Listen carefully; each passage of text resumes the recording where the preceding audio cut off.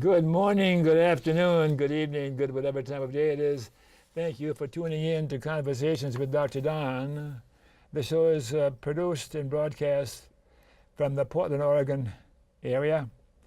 And for your first-time viewers, Conversations with Dr. Don is an ongoing series of one-hour standalone talk shows where I interview interesting people, like most of you out there, about who they are as unique, one-of-a-kind individuals, and about whatever it is we have decided to talk about. And this evening we're going to be talking about the candidate for Oregon Metro District 4. Oregon Metro District 4. And your name is Dana Carstensen? Dana Carstensen. See, I got that one right. You got it. You got it. So, yeah, I met you. You were doing a presentation for the Democrats of East Side of Portland. That's the event I met you at, I think, right? I think we met at the Oregon Progressives with David Delk. David Delk. Mm-hmm. You know, my age, forgive me. David Delk is a hero of mine, a fine gentleman, and he has progressive and interesting characters that comes to our meetings, and I learned so much, and I was impressed with you, so I wanted to have you on to talk about what you're about in your candidacy. All right. As you know, the first half is going to be about who you are personally, and so we can get a flavor of where you're coming from. In the second half, we're going to be talking about your candidacy and almost anything else. All right. So you ready for my probing, my questions, rather? Yes, absolutely. If I were to ask your best friend, who is Dana? What would your best friend say? Be your best friend. Dana is what? Oh, I'd say my best friend, Dana is a dedicated friend that will really do a lot for them. You know, I've always been the type of friend to my best friends that if they need me, they can always call me, and I'll drive an hour away to go pick them up if in need. And that does happen. But a loyal friend, a good friend. Sometimes a little bit too, you know, serious, and that's why they need to bring me out, drag me out to have some fun. Sure. But dedicated and busy, so I think they would I guess your best friend likes you, huh? Oh, yes. My best friends do love me. Yeah. You got more than one?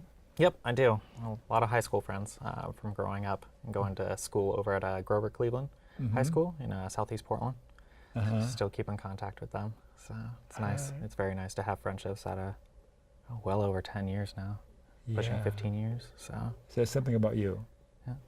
When and where were you born? Well, I was born in San Diego. San Diego, Californian. Well, no. I wouldn't say so. I actually grew up in Anchorage, Alaska. My parents decided to move up to Anchorage, Alaska. And I had my 4th birthday on the road up there.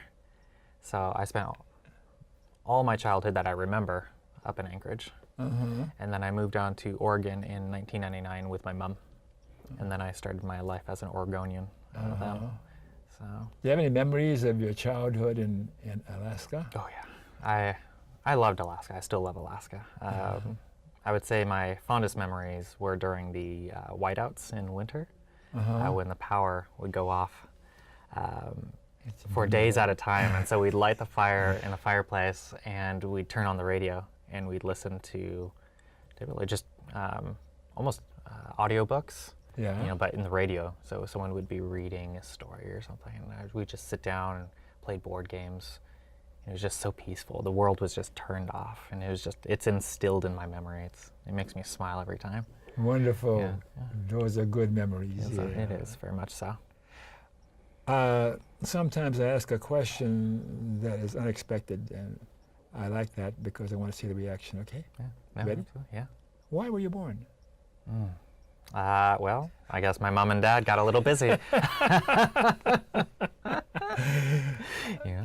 Okay. How about your racial, national, or cultural heritage? Anything comes to mind that's unique, or just plain old American white bread?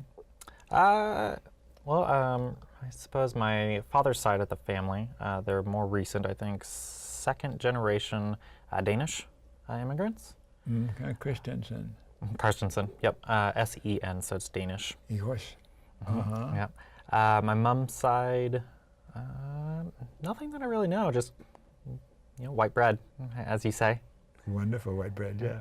I got some of that with me. Religious preference. Do you have one? Or No. did you ever have one? Well, I went to Roman Catholic preschool. Been there, done that. Yeah, it just wasn't for me, and I decided I was an atheist, but not an aggressive one. It's just my personal belief.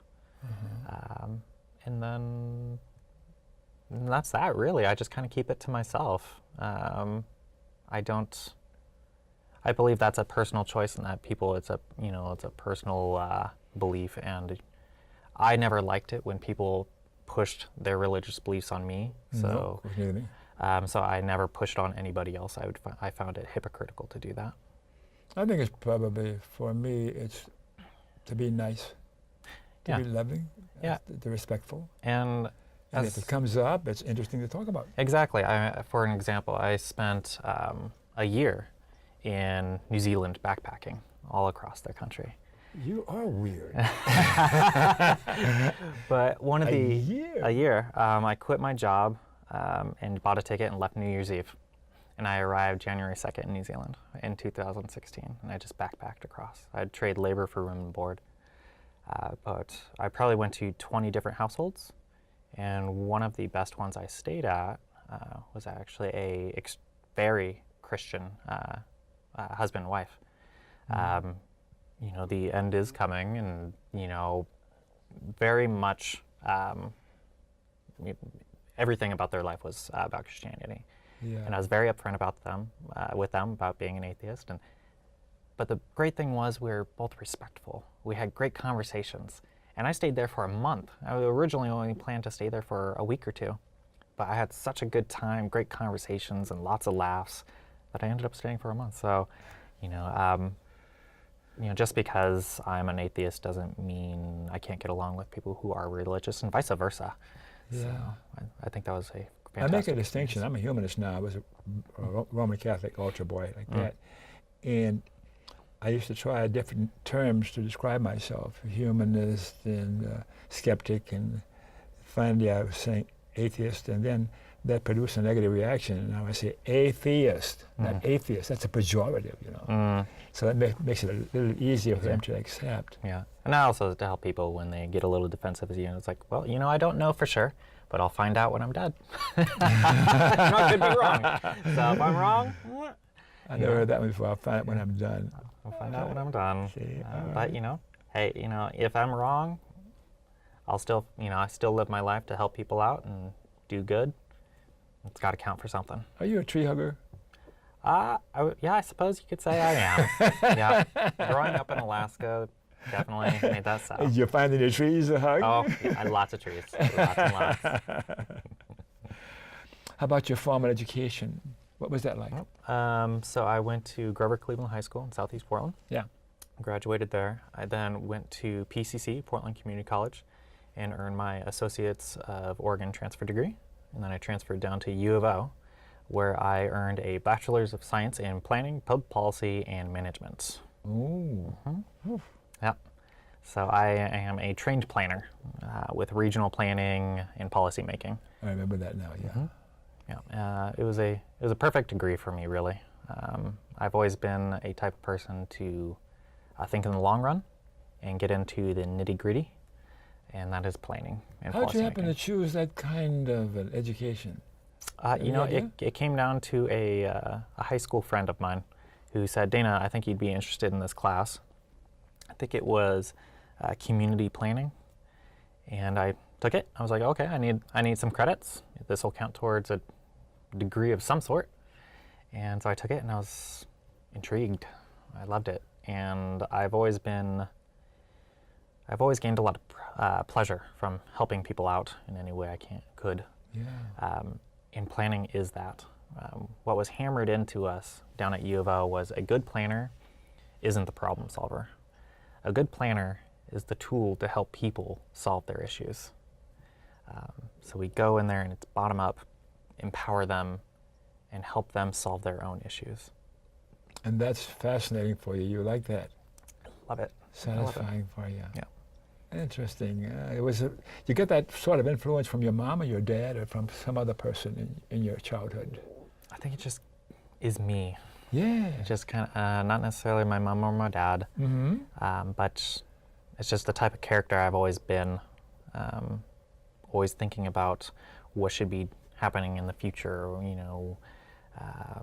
how to help people out. I was looking through my old notes as a child the other day. As you said, I was a tree hugger. And as an 11-year-old, I thought it a bit ridiculous that everybody was driving cars when I knew that, that exhaust was poisonous. And I was like, why are we doing this to our planet? And so I was like, well, if we plan for the future, why don't we create, energy plants on the ocean? Because I knew how hydroelectric dams worked.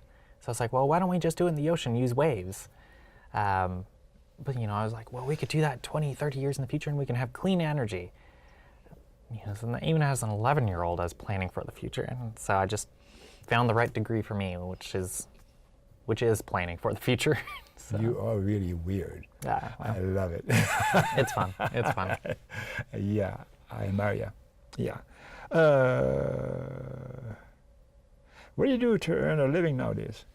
I actually work for Metro, which is a regional planning agency.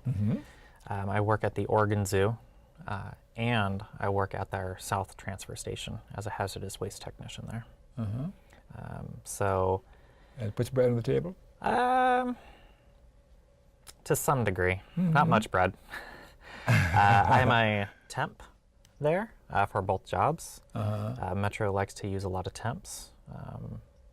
So I've been an employee of Metro since 2013 as a temp. That long? That long. I've known temp workers at the Oregon Zoo 15, 20 years who've worked there as temps. It's the unfortunate case that they do that to avoid benefits. Yes, I know. Yeah. So did you go beyond the bachelor's degree in school? I wanted to. I wanted to earn my master's in planning. It's just I can't afford it, plain and simple. Yeah, when we fix things, we will be sure that public education will be available for everyone at no cost. I would love that. I would love it to see that when we create a state bank, that it absorbs all the student loans. You got all the right ideas, yeah. You have a partner, a boyfriend, girlfriend? No, single as. Single as, all right. And how would you characterize your political persuasion on the continuum, left, right, center, or what? Left. I would say left. I'm a card-carrying union member, very progressive. Me too. Good on you. 3 unions. There you go. 2 unions for me. AFSCME 3580 and Laborers Local 483. Very much left.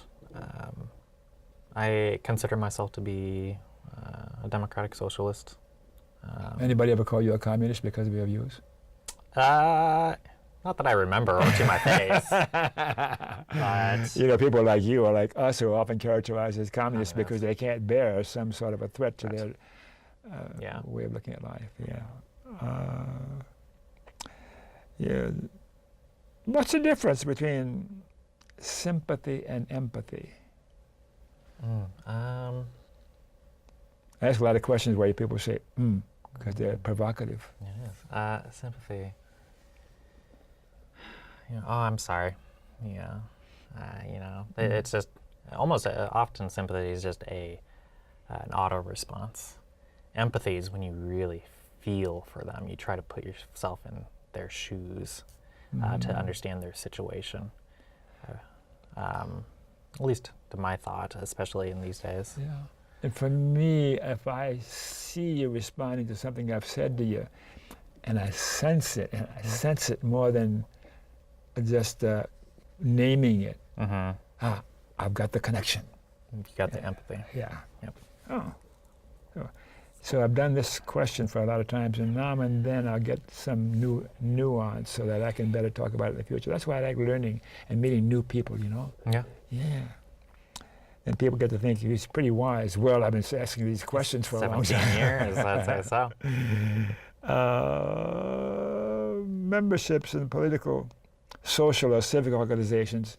Mm-hmm. You belong to any of those that you care to mention? You don't have to. I'm a member of the Democratic Party, and I'm a member of Democratic Socialists of America. Yeah, DSA, yeah. Mm-hmm. I'm a member of both. What's your Democratic Party? The Democratic Party of many years ago under FDR or today's Democratic Party? I think that party's been long gone for a while. It's interesting. Ever since the primaries, Bernie versus Hillary, the party has been completely split. I saw that coming miles away. Mm-hmm. So it is, in my opinion, very much two different parties. Yes. That are trying to become a new party in a way, because we have a two-party system. Yeah. So, persons from the past or alive today that you particularly admire or look up to? Any names come to mind for you? persons of the past that are still alive? Or alive today. Anyone, any human being that impressed you enough that made at least a lasting memory or impression of. And I've got my favorite list, which I won't give you. None really come to mind. I mean, the things that really impress me and make a mark on me is the little interactions with individuals at random times. I've never been one to really focus on one person, or in some cases idolize. I think that's why I became such an active union member, quite honestly, in shop steward, is because I meet all these individuals that inspire me because of their activism, and that's what changes my character and helps me evolve into who I am today. So. Yeah. And my standard response, which varies depending on who I'm talking to, is Jesus, Gandhi, Martin Luther King. MLK is pretty good one. And a few people like that. Yeah. So. He was a very much a labor person too. Yeah. I was also a union steward too. Walter Ruther, UAW-CIO, and then I drove a milk truck for a while, and finally went back to school. And anyhow, so political and economic or social issues. How do you see the mainstream media, the so-called mainstream media today in our country? Is it left, right, or centrist, or objective? I mean, it really depends on which one you're going towards. Generally speaking. Generally speaking, in some form or fashion, it's always going to be partisan, I believe. But to what degree? I mean, it really depends. I mean, it's so. Which one you pick? I mean, Fox News is right wing. Washington Post, definitely not nearly as much. New York Times, moving more centralist. Any leftist publications come to mind? Democracy Now! Yay! Yeah, Democracy Now! Is a fantastic Amy, one. she's one of my heroes. Fantastic one. What do you think of Bernie? I love Bernie.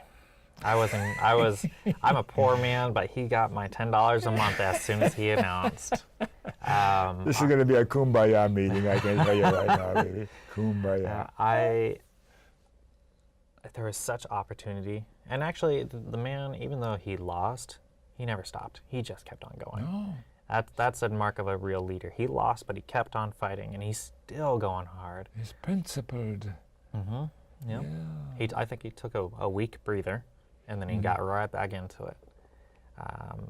And that is, like the Energizer Bunny, man. He still goes on. But then he says the same thing over and over again. But as time goes by, he refines it, or he manages to make it even interesting again.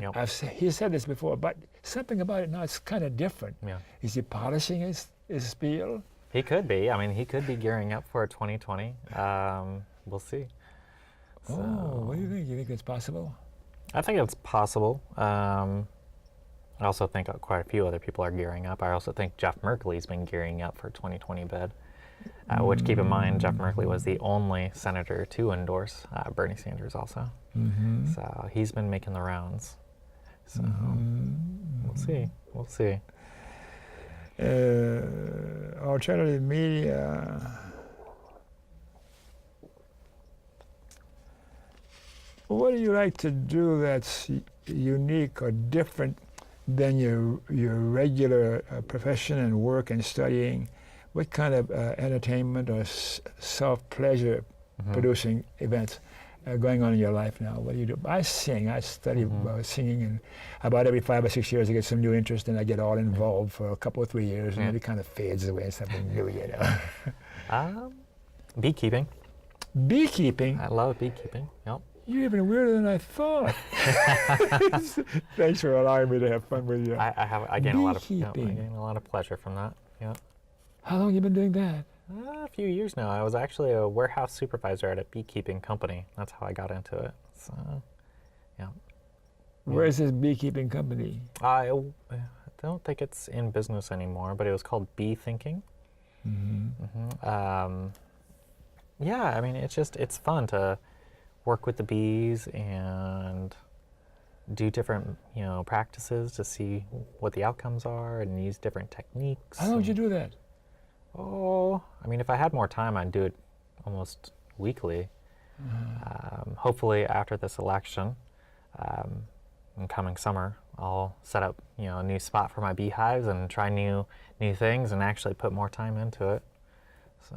What's a beekeeper actually do other than you don't feed them? They feed themselves by feed them. So, well, often beekeepers will feed them. That's cheating, isn't it? Well, they feed them corn syrup, so they don't eat the honey. Yeah. I figure the bees create honey as their own food. Of course. And so you should let them eat it. Great thing about honeybees is they create excess. So you just take less honey, and they'll be able to feed themselves. It's also less work for me. So You notice I just realized I was licking my chops, thinking about honey. Honey. Now, fresh honey, fresh comb honey it's A1. It's good stuff. Did you ever have an adventure with the bees that you didn't expect? Were you ever stung? Oh, I've been stung many times. Stung! But you're not allergic to bee stings, huh? No. The only time I'll have some kind of reaction is when I'm stung repeatedly, say 4 or 5 times in a row. But then I just maybe get a red reaction or maybe some hives, but nothing serious. So nothing yet. What about Africanized bees? Luckily, we don't have them in Oregon. They're maybe pretty bad, soon. huh? Yeah, but not yet. So. So, shall we say goodbye to this segment and take a break and then come back and talk about your candidacy and other things relative to it? Yeah, sure. Mr. E, yes, Mr. Director.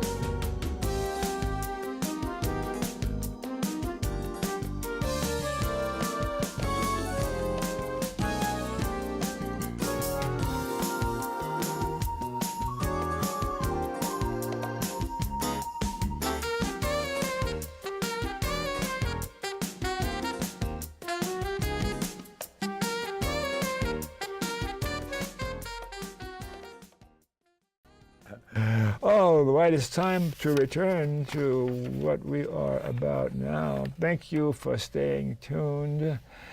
And for your viewers who missed the opening of the show, Conversations with Dr. Don is an ongoing series of 1-hour standalone talk shows where I interview interesting people like my guest over here about who they are as unique, one-of-a-kind individuals, and about whatever it is we've decided to talk about tonight. And I'm smiling ahead of time because I confess I always blow my opening lines.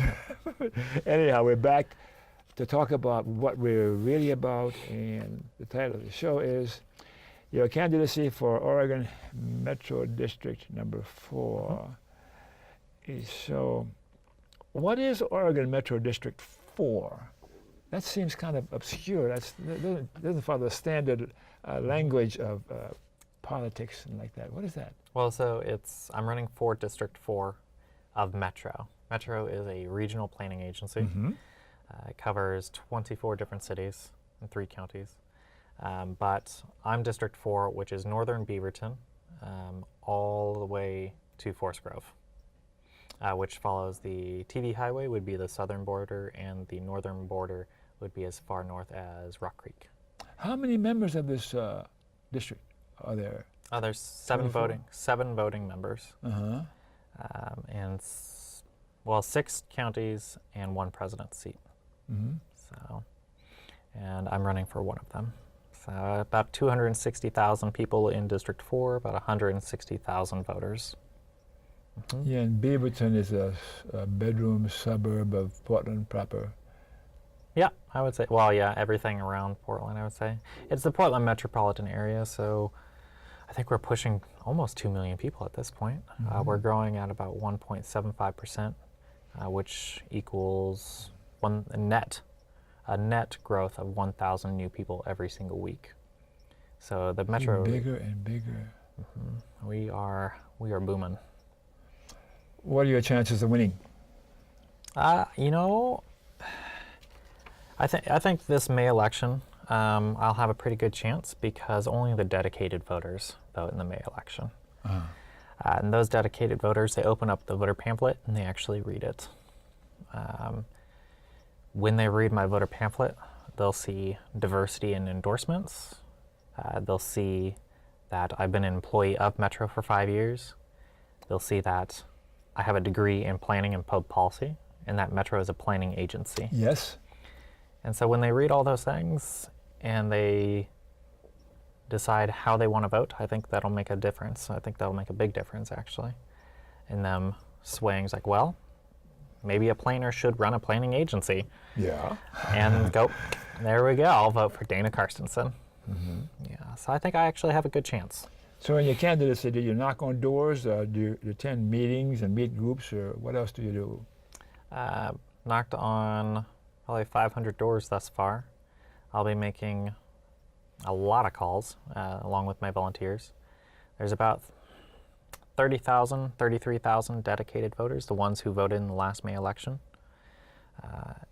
out of 160.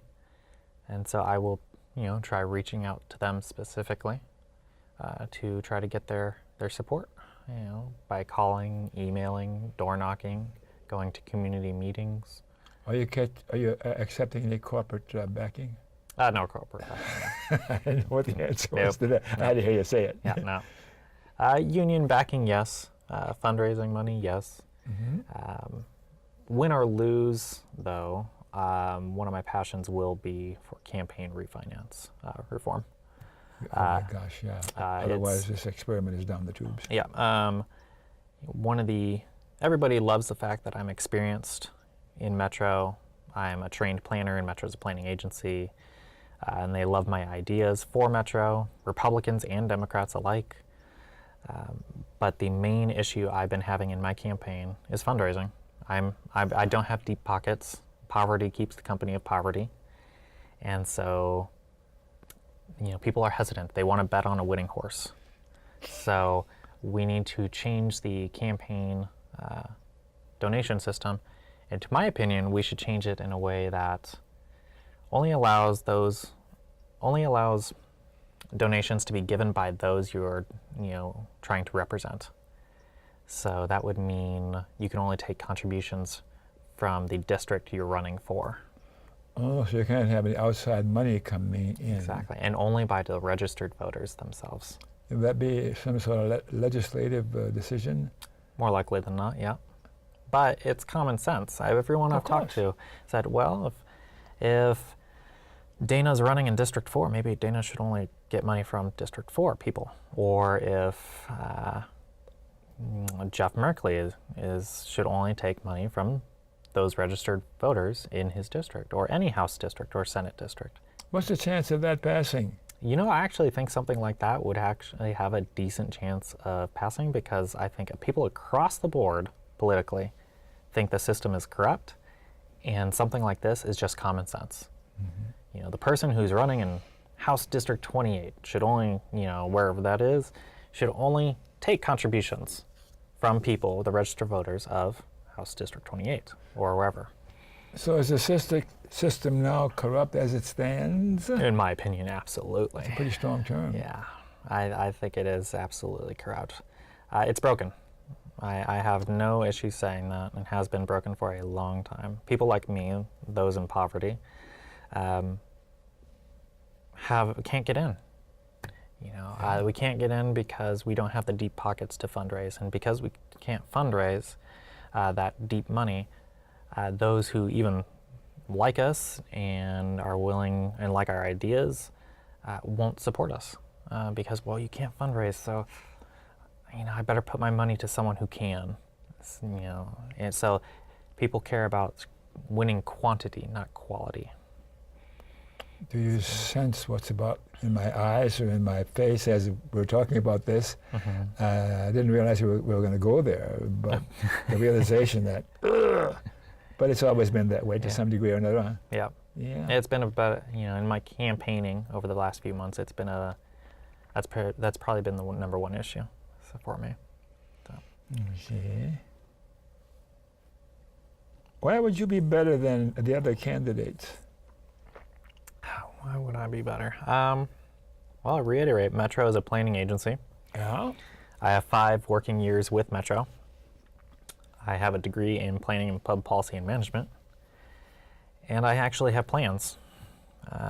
It's okay to repeat it. Yeah. Be sure. And one of the biggest issues as to why I think I'd be the best candidate or best person for the job is I know the relationship between Metro and the local governments. And the relationship between Metro and local governments is a horrible one. They don't get along at all. Metro is a very top-down entity, and so the local governments are very angry. But Metro is not going anywhere. And as a trained planner, I know that bottom-up planning is critical. And so Metro needs to become a bottom-up planning entity that involves the local governments in creating the plans and policies. Isn't there a redundancy then? And these are dealing with populations of certain people, the cities, and then the metro area, which is a broader area. Why do we have 2 different governing agencies or entities? A lot of people would say it's redundant. I would say almost half people do actually.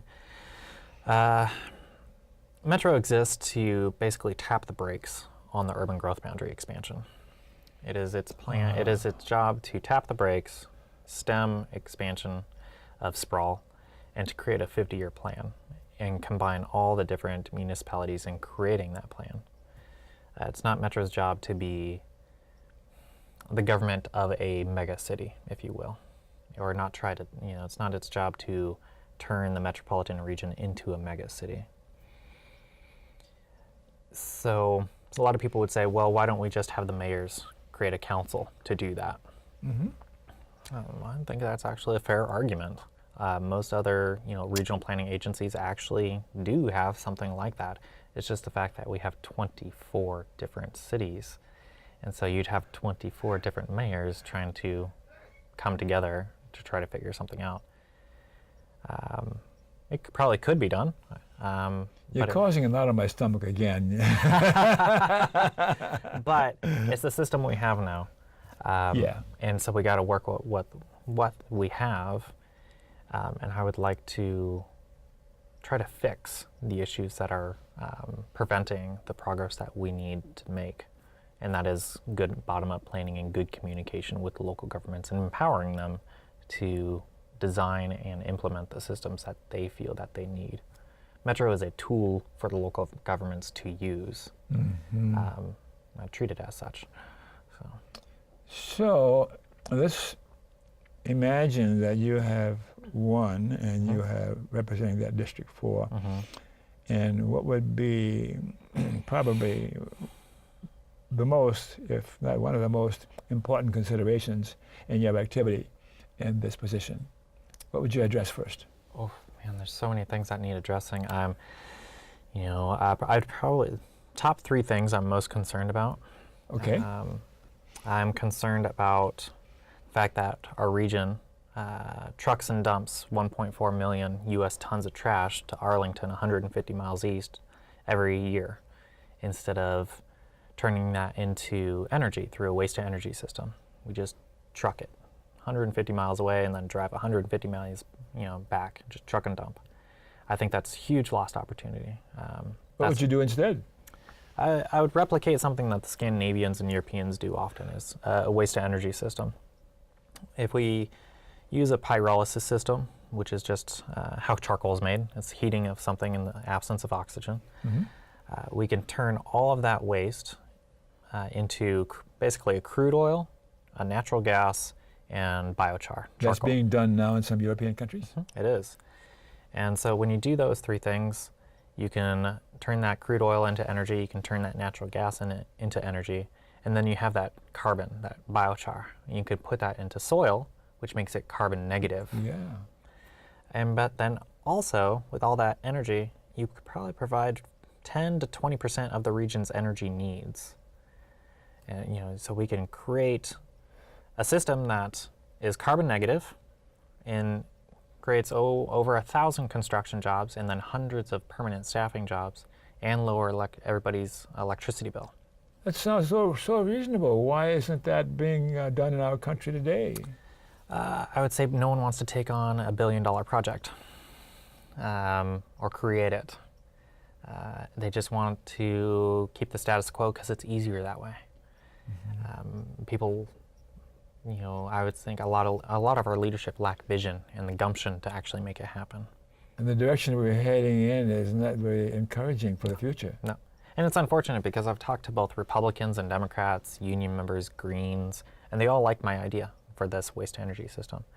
It's, like I said, it creates jobs, lowers electricity bills, and it's carbon negative. So that's one of my bigger priorities. My second priority would probably be to electrify TriMet.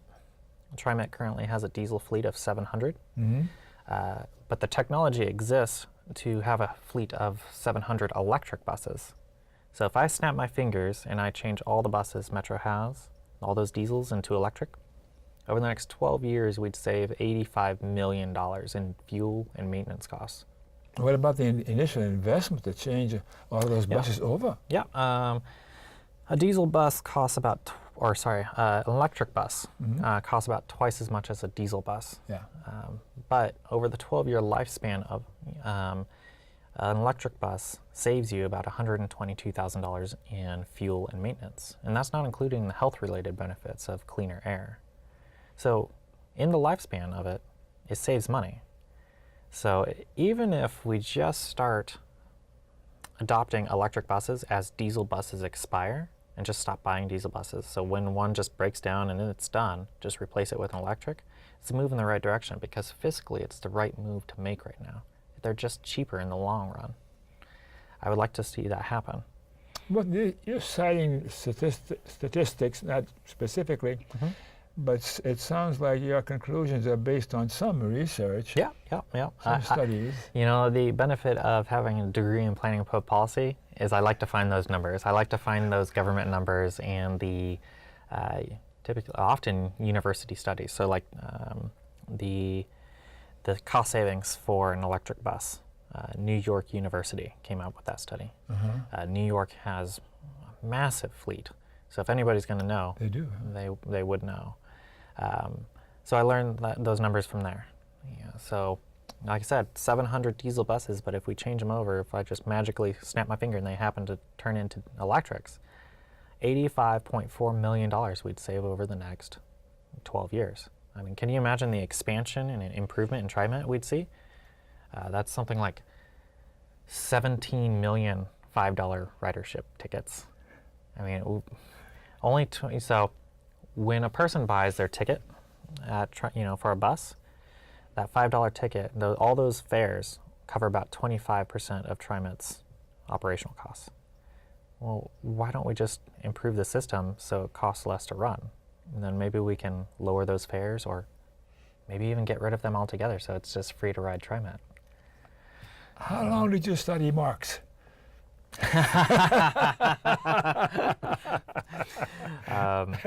But there's huge, I think everybody can see, even like I said, and I've talked to Republicans and Democrats, union members and Greens about this issue too.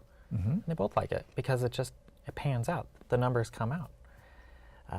The third one, I think, is probably one of the bigger. Are you going to ask a question? Oh. No, you're going. Okay, yeah. Third issue, I would say, everybody's talking about this one right now, is affordable housing. Yeah, it's a big one. Oh, man. No, as I said earlier, we're growing at 1.75%, which is 1,000 new people every single week. Where are those people going to go? And we need affordable housing. Half of all the work done in Washington County is by those who commute into Washington County. That's where Portland is, in Washington County, yes. Well, my district in Washington County, Portland's in Multnomah. Oh, sorry. And half of those workers make $15 or less. Affordable housing is 30% or less of your gross income. But everybody pays much more than that. Yeah. So what I would like to see, as a trained planner, I study planning history, and I've seen the mistakes of the past. And during the 50s and 60s, we demolished typically people of color neighborhoods and built affordable housing blocks, huge blocks of cheap housing. It destroyed neighborhoods, and it made everything worse. The neighborhoods before the construction and urban renewal were poor, but they were vibrant, healthy communities. Yeah. So if we just start building affordable housing blocks again, yes, they will be cheap, but they don't promote a vibrant community, and that's what people need. That's what people want. So I would like to see us, I would like to see Metro start a funding system to fund community land trusts. Community land trusts are a democratic form to keep the prices low and affordable by owning the land. And so those who live on the land, whether it be in a house or an apartment complex, are part of that land trust. They have democratic vote in that. And so you're not going to vote to price hike yourself, increase your rent. It removes the profit margin, essentially, and it stabilizes the land prices. You're an anti-capitalist, aren't you? Yes, I am. I'm going to stop being provocative because what your answers are going to be delightful. But I would also like to see limited equity cooperatives. Have you ever heard of those? A little bit. Those, so imagine an apartment complex built on the land trust. That apartment complex, everybody who lives in that apartment complex is a cooperative owner of that. So they pay for the maintenance and the upkeep, and that's it. Yeah. They don't have to pay basically someone else to make profit. They're all going to vote, so if taxes go up, they all vote to raise it up, or if a project needs to be done, they will all vote to do that project for the new siding or whatever it is. But it's theirs. So community land trust and limited equity cooperatives, what that does is it creates ownership, creates democratic control, it creates permanent affordability, and if you do it correctly, you can create location choice. The problem, that's critical also. Problem with housing blocks, affordable housing blocks, is they're often built in the peripheries. They're built where it's cheap to build, and that limits people's choice on where they can live and it makes it harder for them to go to work or choose where to work. We need to give people location choice, affordability, ownership, and democratic control. Sounds like Mondragon. Mondragon. And it's been this experiment. In Oh, are you Spain, talking yeah? about the worker cooperative? Yes. Yes, I love them. They actually teamed up with Steelworkers Union on the East Coast to create a incubator for unionized worker cooperatives. And I actually You have done your homework. I have done my homework, and I would actually love to see Metro. There's talks of Metro creating its own business incubators. Other cities have done that. I would like to see Metro create a worker cooperative incubator. Worker cooperatives typically pay more, they have happier workers, they have better benefits, and they weather recessions better also. You're not going to fire yourself willy-nilly. Should we split up the U.S. and have the West Coast become independent? Well, depending on next couple elections, who knows, that might happen now already. So. We hope. We dream. So, but there's huge opportunity with Metro, and I think my ideas, a lot of people can jump on board with. They're not crazy ideas. They're too logical, and what you're talking about, all these things you're saying, are anti-capitalism and anti-corporatism. A little My bit, gosh, a little bit. But how do you reconcile all of those things you're saying to suggest that democratic socialism is not any of those extremes that we're speculating on right now? Yeah. But the funny thing is when I do talk about these ideas and these issues with other people, people like them. They're like, oh, that's a good idea. Oh, why are we trucking our trash 150 miles away instead of creating cheap energy? Why aren't our TriMet's fleet electric when it's already the cost savings are already there? Why don't we try something new with affordable housing instead of just repeating the mistakes of the past? How can we have Citizens United follow through on a lower and lower level so it gets to the areas that we're talking about now in terms of government and social responsibilities and loving not just fellow humans but Gaia itself? Yep.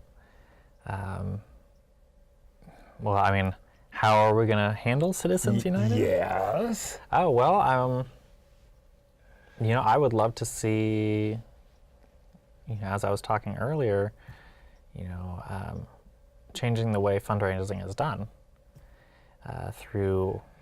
But who does that? The people who are in office now. That's the dilemma. No. The problem is people need to actually stand up and make it happen. People need to grind the gears to a halt if they're going to make it happen. How does it always happen? By taking to the streets. Taking streets. That no great changes have come from passiveness, or very little. Did women get the right to vote by just writing letters? No, they marched. Did Vietnam stop by people staying at home? Nope. It stopped because people in the millions marched. Did civil rights improvements happen by people not doing anything? No, they got out in the streets and they started shutting things down. It's scary and it's aggressive, but otherwise the people who are up top, they're scary and they're aggressive and they have no issue pushing around if they will not stop unless you push back. Maybe that's my unionist talking also. Well, this past weekend, what did you do in Portland? When were these two events going on? Was it Saturday? I lose track of time.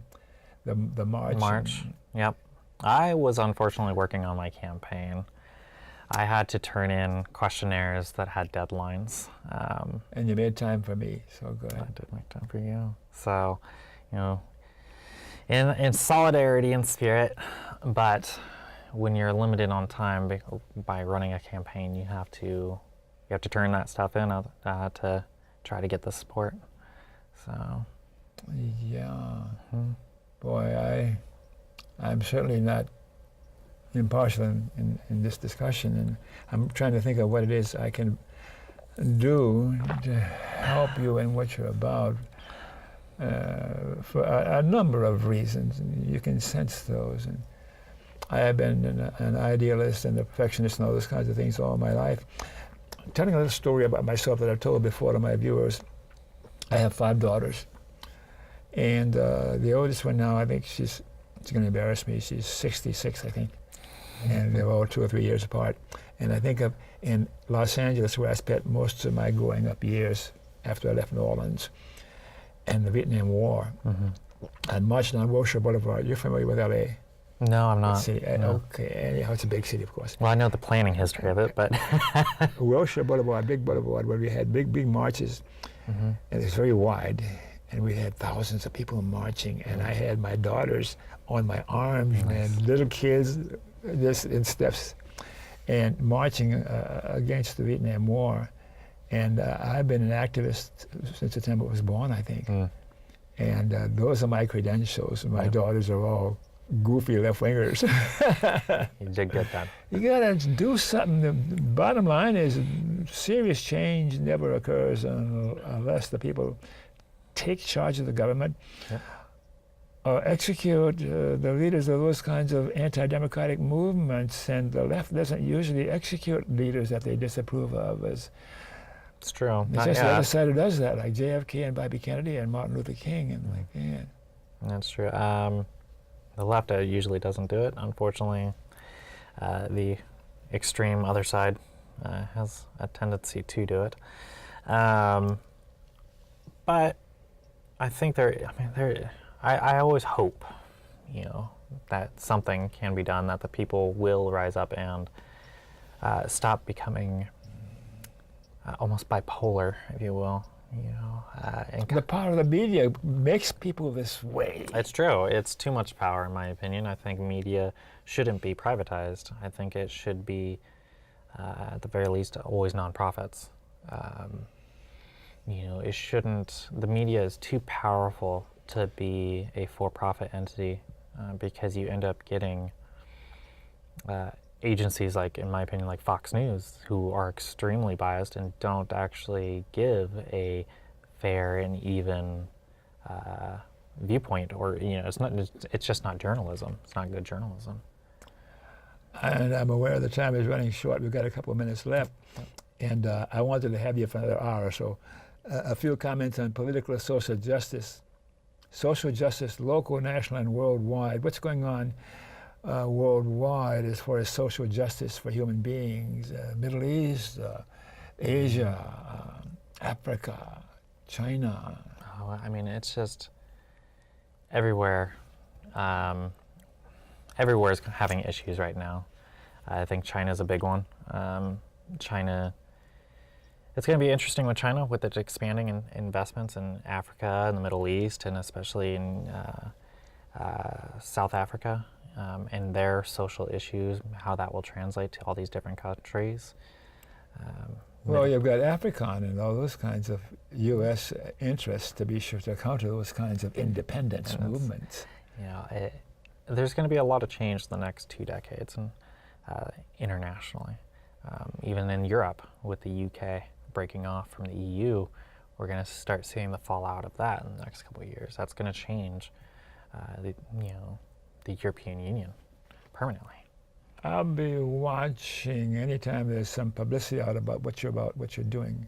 There's a few people I know like that, and I want to see where you're at, where 5 or in 10 years from now.